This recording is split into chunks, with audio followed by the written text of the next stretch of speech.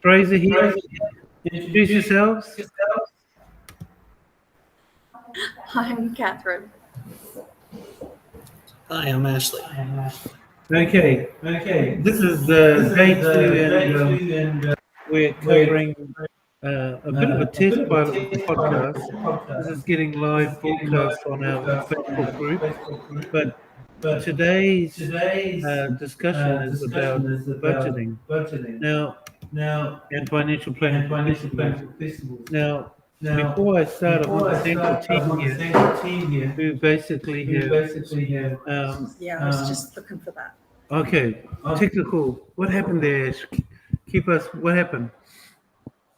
I just got Catherine to turn off the mics. There's no echo. Oh, yeah, fantastic. No worries. We're only talking amongst the choir here, so it's not going internationally. So don't worry, guys. Congratulations. This is our first podcast as a group, as a team, so that we can discuss. Now, I'm going to go back yesterday, and Catherine uh, posted her proposal for a festival. And I was wondering, Catherine, could you talk to that about what your idea was? And then I'm going to ask Ash about his proposal, and we can have that here. Is that all right, Catherine? Yep. Okay, Oh, yeah, the volume, we lost the volume. is it there or no? Yeah, I can hear it. Yep. Yeah? Okay, so my festival idea was handmade crafts, basically showcasing products and services. So people showing how they do things, how they make, things like resin art, jewelry, ceramics and textiles, scrapbooking, things like that. Showing new techniques, products, increasing awareness about what they do, networking with other like-minded people,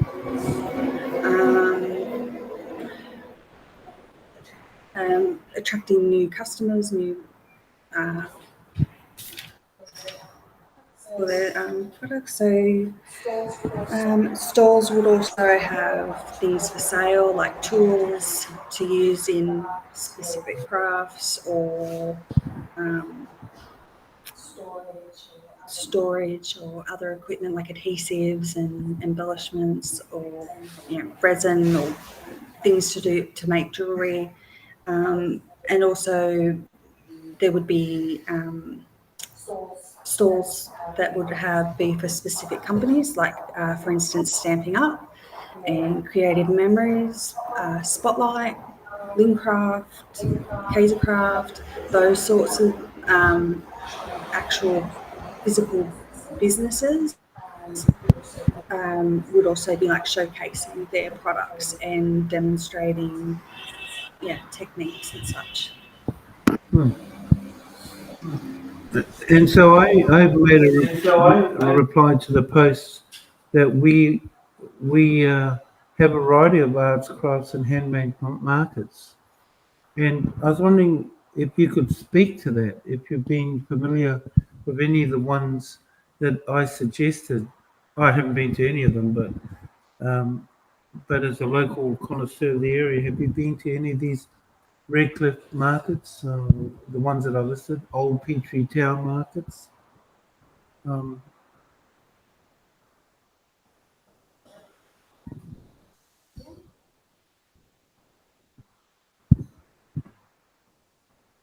Why don't you speak up there? Yeah, sorry, I was just finding that post again so that I could actually. Yeah, it was under your post. Yeah, I was reading off of my notes as well. Oh, yeah. As well. No. So Sorry I went through. about that. No, I'll speak while you're looking. The examples were Redcliffe markets, Old Petrie Town markets, Makers and Finders Market at Prime Rivers, Bribey Island Community Arts Centre markets, and Caboolture Country markets. I've never been to any of those, but are they a continuum of your theme in the festival? Yes. They would be, yes. So stallholders in those would also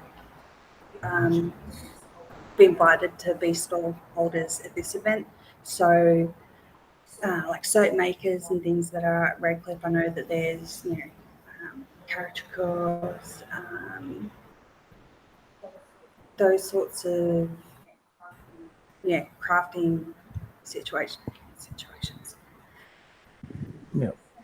Yeah. Yes. Yeah. Okay. All right. So you want to add any more comment before I go to Ash? Not at the moment, no. Yeah. All right. Well done. Well done. Ash, can I move over to your project pilot program that you are wanting to advocate, please?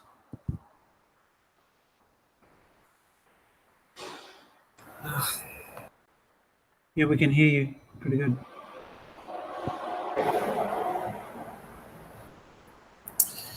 Okay, so my idea was the Pirates of Moreton Bay.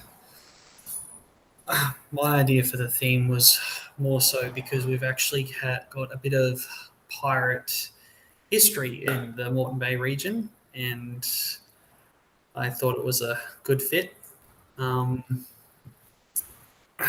Basically goes back to a old story of the old penal colony days of the Moreton Bay region, where a schooner was hijacked. A schooner is a type of small merchant ship. Mm-hmm. Anyway, it was hijacked and ended up becoming marooned or sunk on the side of a local Pacific island, or nearby Pacific island, sorry. And the story goes on from there. But the idea of my theme was just, I guess, Moreton Bay, style. Sorry.